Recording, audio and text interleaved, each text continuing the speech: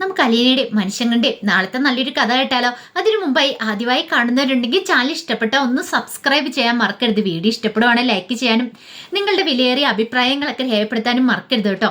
അങ്ങനെ നമ്മൾ കാണുന്ന ഒടുവിൽ രേവതിക്കുട്ടിയെ കൂട്ടിക്കൊണ്ട് രമേശൻ നായരുടെ വീട്ടിലേക്ക് വരുന്നുണ്ട് ഗ്രേസമ്മയും മാമച്ചാനും ഒക്കെ. അങ്ങനെ അവര് മുകളിലത്തെ മുറിയിലേക്ക് കയറി പോവാണ്. താഴെ കണ്ട കാഴ്ചകളൊക്കെ അവർക്ക് അത്ര ഉൾക്കൊള്ളാൻ പറ്റുന്നതായിരുന്നില്ല.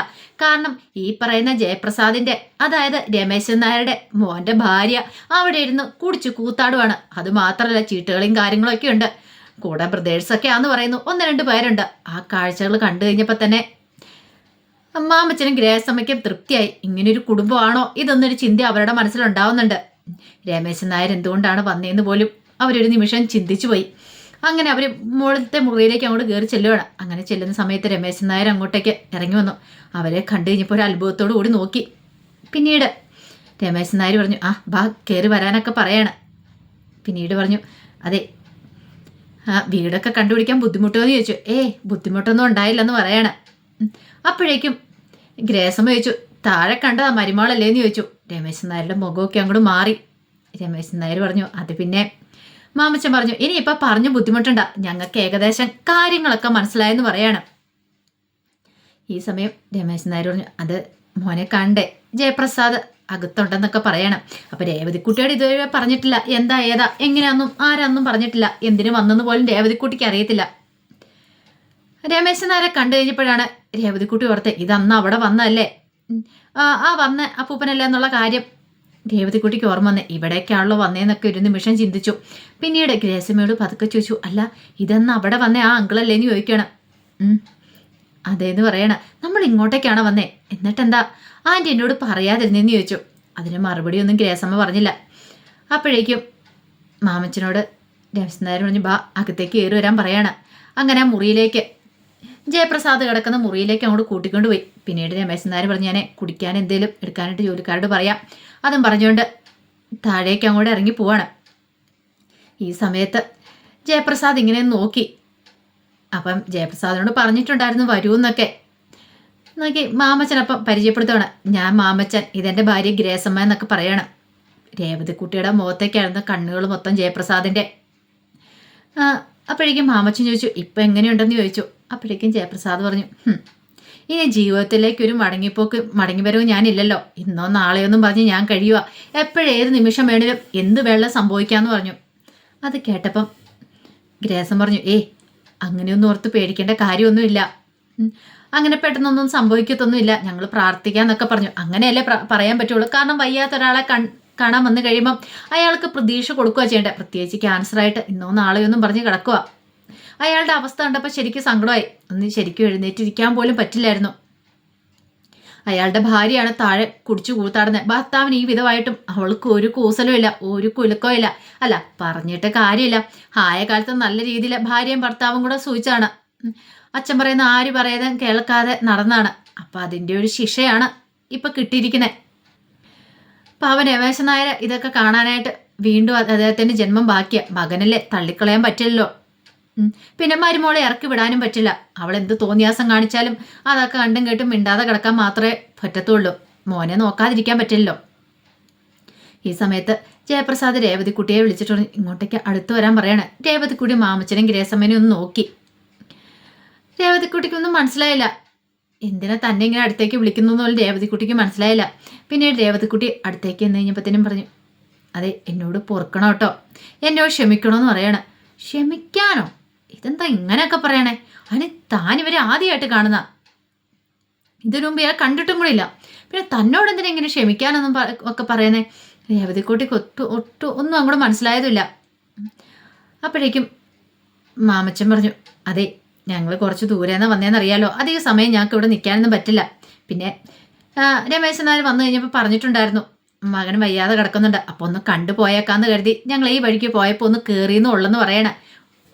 അത് കേട്ടപ്പം ഒരു സംശയത്തോട് കൂടിയിട്ട് ജയപ്രസാദ് മാമച്ചനെ നോക്കുകയാണ്. കാരണം മാമച്ചനെ ഗ്രേസമ്മ ഒരിക്കലും ആഗ്രഹിച്ചില്ല രേവതിക്കുട്ടി ഈ കാര്യങ്ങളൊക്കെ അറിയണമെന്ന്. അങ്ങനെ അവർ സംസാരിച്ചിരിക്കുന്ന സമയത്ത് രമേശൻ നായർ അങ്ങോട്ട് കയറി വന്നിട്ട് പറഞ്ഞു, അതെ കുടിക്കാൻ എടുത്ത് വെച്ചിട്ടുണ്ടെന്നൊക്കെ പറയണം. അപ്പോഴേക്കും ഗ്രേസം പറഞ്ഞു ഞങ്ങൾക്കതൊന്നും വേണമെന്നില്ല, ഞങ്ങൾ ഇപ്പം തന്നെ ഇറങ്ങുമെന്ന് പറയണം. അതെങ്ങനെയാ ഇത്ര ദൂരം വന്നിട്ട് എന്തെങ്കിലും കുടിക്കാതെയൊക്കെ പോകാൻ പറ്റുമോ, കഴിച്ചിട്ടൊക്കെ പോയാൽ മതി എന്ന് പറഞ്ഞു. മാമ്പച്ചൻ പറഞ്ഞു അതൊന്നും വേണ്ട, ഞങ്ങൾക്ക് 1-2 സ്ഥലത്തൂടെ ഒന്ന് കയറാനൊക്കെ ഉണ്ട്, അതുകൊണ്ട് പെട്ടെന്ന് തന്നെ പോകണം. പിന്നെ ഇതുവഴി പോയപ്പോൾ എങ്ങനെ ഇവിടെ നിന്ന് കയറാതെ പോകുന്നതെന്നൊക്കെ ഓർത്തിട്ട് ഇവിടം വരെ വന്നാന്ന് പറയണം. രമേശ് നായർ കണ്ടില്ലേ എൻ്റെ മോൻ്റെ അവസ്ഥ.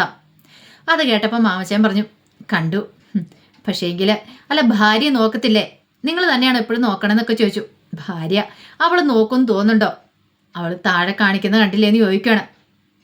അതൊക്കെ കേട്ട് കഴിഞ്ഞപ്പോഴത്തേനും ഭയങ്കര ടെൻഷനായി ഗ്രേസമ്മയ്ക്കും മാമച്ചനെ. ഈ പ്രായമായ വൃത്തൻ എത്രമാത്രം സഹിക്കുന്നുണ്ട് എന്നൊക്കെ അവർക്ക് മനസ്സിലാവുകയും ചെയ്തു. ഇത്തിരി സമയം കൂടെ അവിടെ സംസാരിച്ചിരുന്നിട്ട് പുറത്തേക്ക് ഇറങ്ങുന്ന സമയത്ത് രേവതിക്കുട്ടി അയാളെ നോക്കണം. അപ്പോഴേക്കും അയാൾ ഇങ്ങനെ കൈ കൂപ്പിക്കൊണ്ട് തൊഴുതുവാണ്, എന്നോട് ക്ഷമിക്കണം എന്നുള്ള രീതിയിൽ. അങ്ങനെ രേവതിക്കുട്ടി യാത്രയൊക്കെ പറയുന്നുണ്ട്. യാത്ര പറഞ്ഞിറങ്ങുന്ന സമയത്ത് കൈ പൊക്കി ഇങ്ങനെ കാണിക്കുകയാണ്.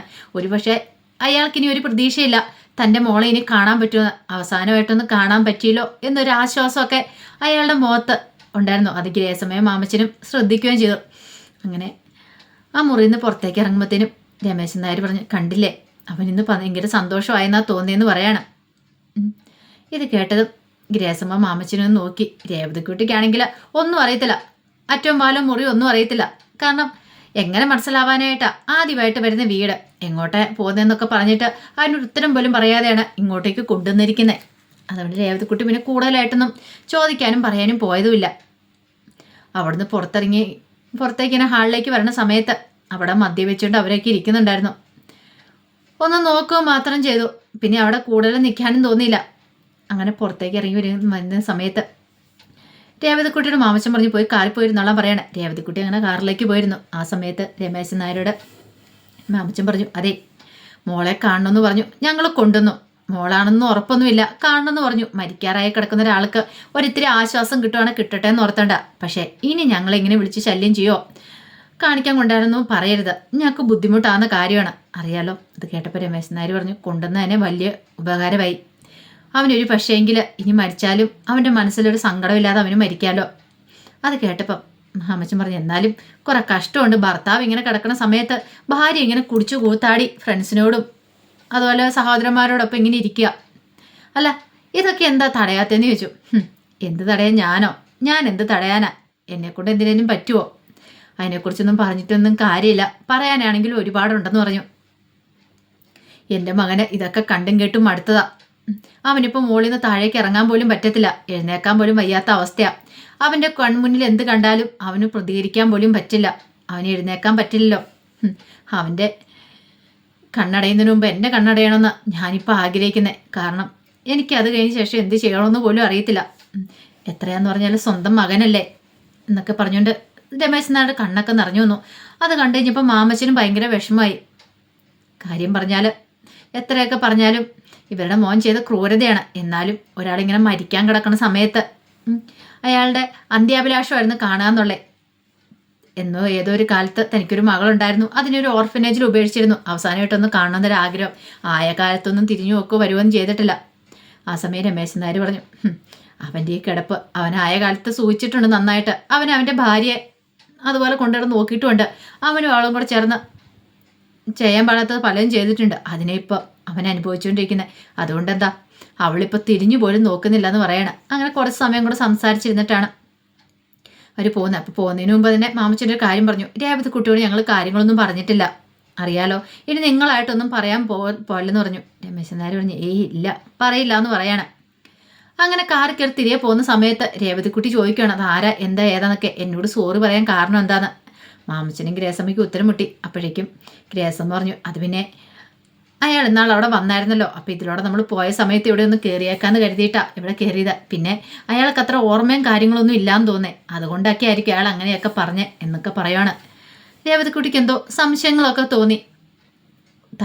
തന്നെ ആദ്യമായിട്ട് കാണുമ്പോൾ സോറി പറയേണ്ട കാര്യമില്ലല്ലോ, പക്ഷേ ഓർമ്മശക്തി ഇല്ലാത്തതുകൊണ്ട് അയാൾ പറയുന്നതെന്നൊക്കെയാണ് മാമച്ചനും ഗ്രേസമ്മയൊക്കെ പറഞ്ഞ്. അസുഖമായിട്ടിരിക്കല്ലേ, വയ്യാതിരിക്കുന്ന അവസ്ഥയാണല്ലോ എന്നൊക്കെ പറഞ്ഞു.